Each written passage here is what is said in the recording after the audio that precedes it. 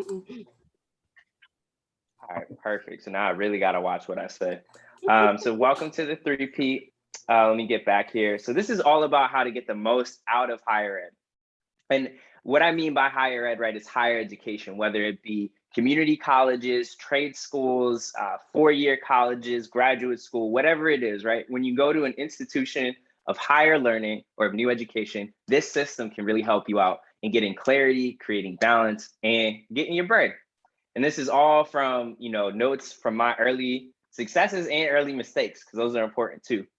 So I'll detail a little bit more about who I am. I'll talk about the importance of higher ed at a high level. Then we'll go into the system, and then we'll talk next steps. So that's me.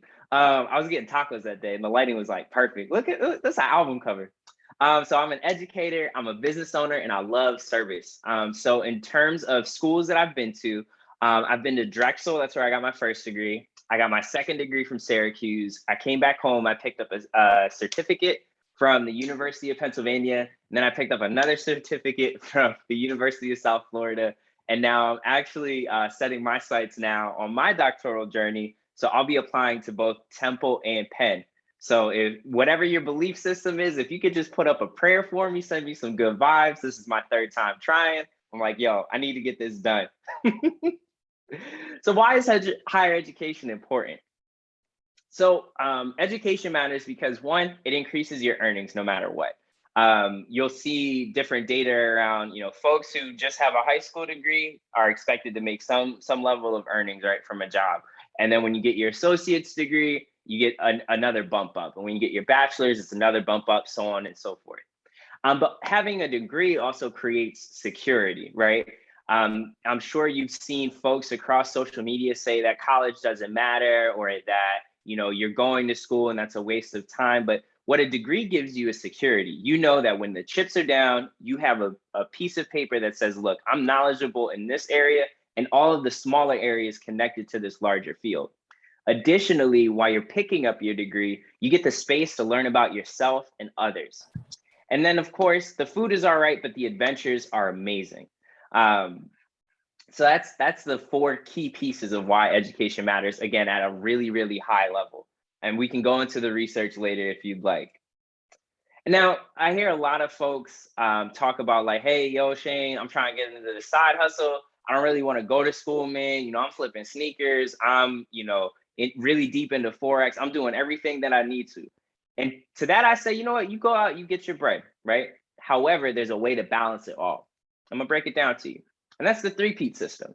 So you want to think about what fuels you or your passion, what the world needs or your purpose. And then you also want to keep in mind your pockets, right? What pays the bills?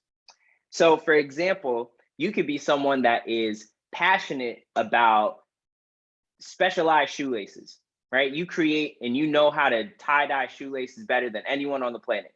But what is that giving the world, right? Is it just giving you joy, or is that something that the world needs? Maybe you find out that your purpose is educating other people, going back to yesterday's session about our personal mission statement, right? That service component.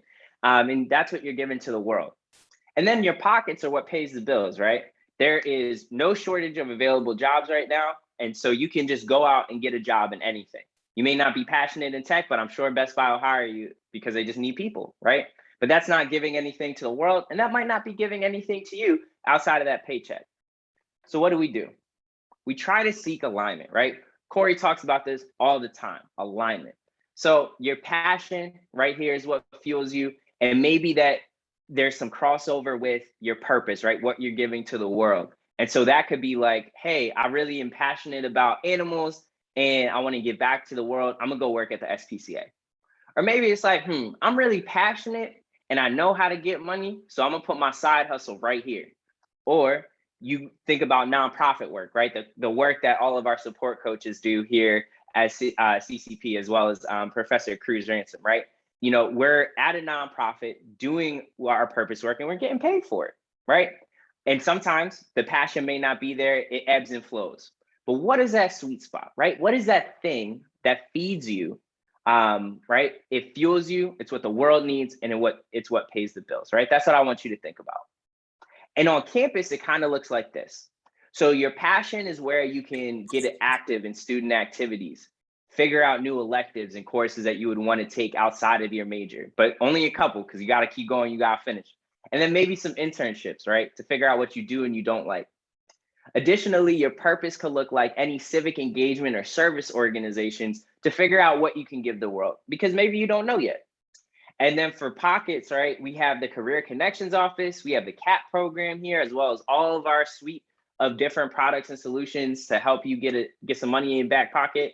You could go to the School of Business to learn a little bit more. And then when you're living on campus or you're living adjacent to campus, you could also run a business out of your dorm, but you always have to check the paperwork on that because that's potentially how you get caught up, right? And then what's next for you? Ultimately, we want to think about the following, right? What makes me happy and is the easiest? What can I give to the world and what do I think it needs? And then what money can I save and hold on to? And who are the people in my life that are good with money? So you can take this as life work, right? This is something that you can practice on your own time where you're thinking and you're reflecting, because I venture back to these questions almost every day, right? I'm like, all right, what's making me happy and is the easiest?